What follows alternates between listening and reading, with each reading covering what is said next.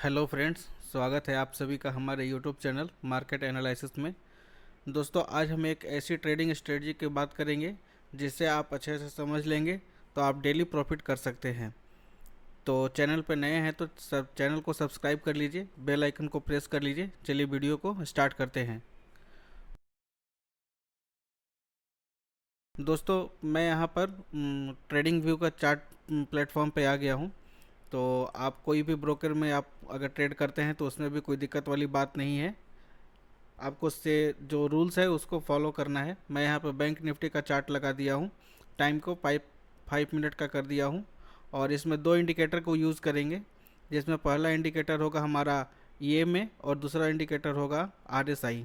तो indicator section में जा कर के हम इसमें टाइप करेंगे ईएमए और दूसरा इंडिकेटर हम लगाएंगे आरएसआई।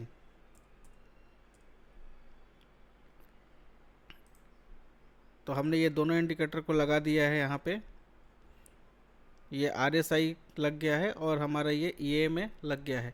ईएमए में जो बाय डिफ़ॉल्ट सेटिंग 9 का लेंथ है उसको हम चेंज करेंगे।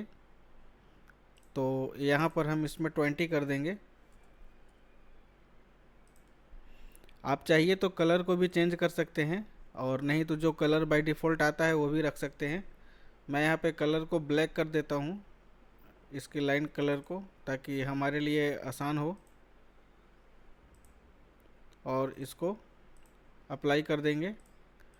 आरएसआई की सेटिंग में भी थोड़ी चेंजिंग करेंगे। जो आप यहाँ पर देख रहे होंगे येलो कलर का जो ये मूविंग एवरेज चल रहा है आरएसआई का, ये भी हमको नहीं चाहिए, तो इसके लिए भी हम इसको हटा देंगे। इसको अनटिक कर देंगे और ओके कर देंगे। दोस्तों, अब हमारा सेटिंग जो है वो कंप्लीट हो गया है।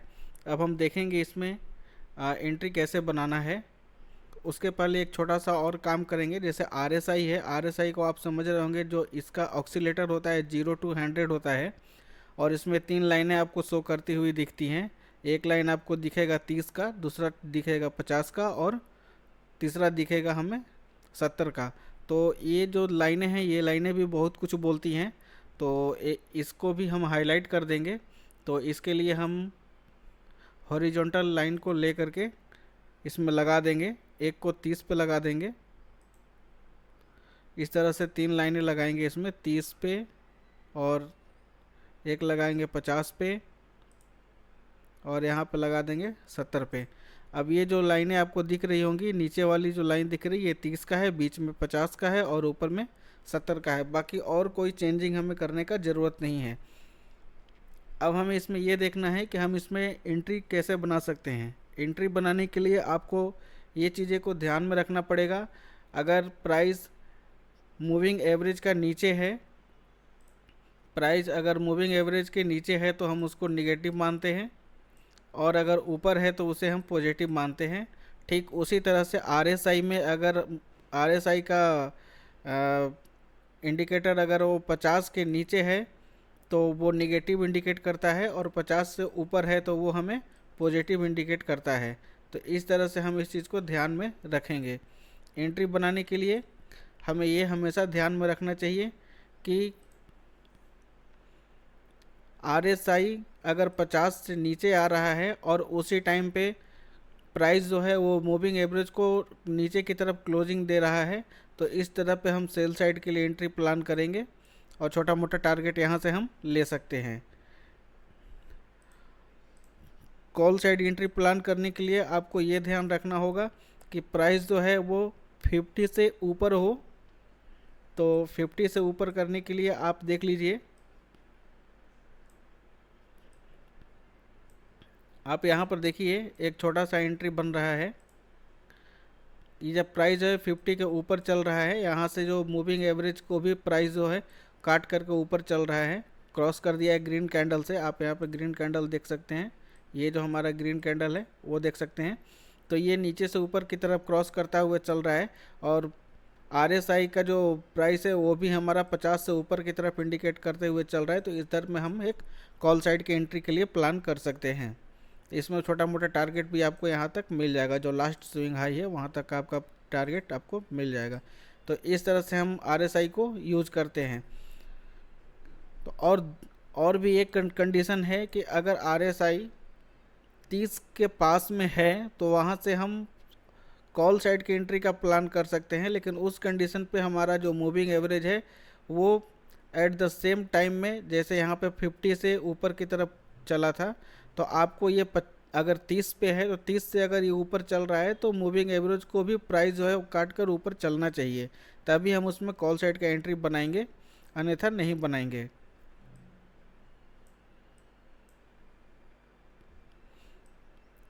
एक छोटा सा एग्जांपल देखते हैं उसके लिए भी।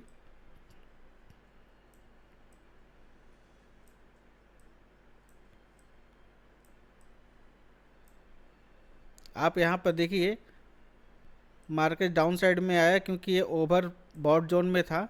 जैसे ही 70 को क्रॉस करके नीचे आया तो यहाँ पर हम देखेंगे कि ये मूविंग एवरेज को भी एक बड़ी रेड कैंडल से क्रॉस करता हुआ नीचे की तरफ क्लोजिंग दे दिया, और 70 से नीचे की तरफ इधर भी हमारा जो RSI है वो डाउनवर्ड मूवमेंट में चल रहा है, तो हम इधर सेल साइड की एंट्री प्लान कर सकते हैं। तो ये तो हमारा सेल साइड की एंट्री के लिए है। हम कॉल साइड एंट्री के लिए भी देखेंगे।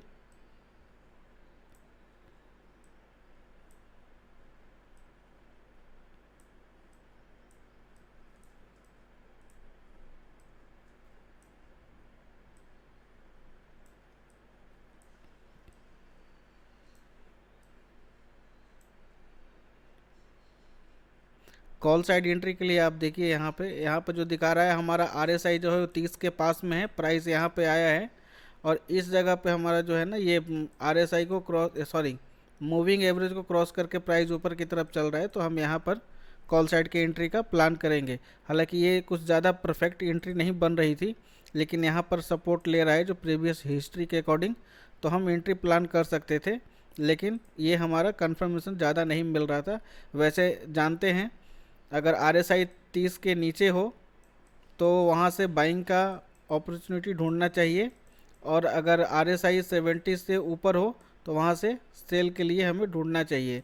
लेकिन अगर RSI से प्राइस जो है 70 के ऊपर ही मूवमेंट कर रहा है तो उस कंडीशन पे हमें एंट्री नहीं बनाना है। अगर कॉल साइड की एंट्री प्लान मिलता है तो ही हम बनाएंगे।